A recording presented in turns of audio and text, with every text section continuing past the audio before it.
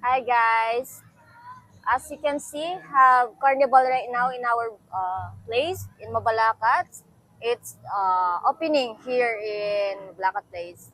So many people and so many students from our near home, and then they've been in Angeles, and they go already here in Mabalacat for 5 months. And then after that, they need to find another place or big place to make their what is this?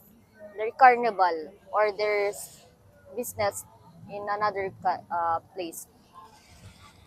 So it's always every evening, yes? Yes, it's every evening. So every 5 o'clock, we will gonna start it. They will gonna start it. So it's more people, Noisy. noisy also. But maybe they can stop also until 1 o'clock to 2 p.m. 2 a.m. I mean. So come.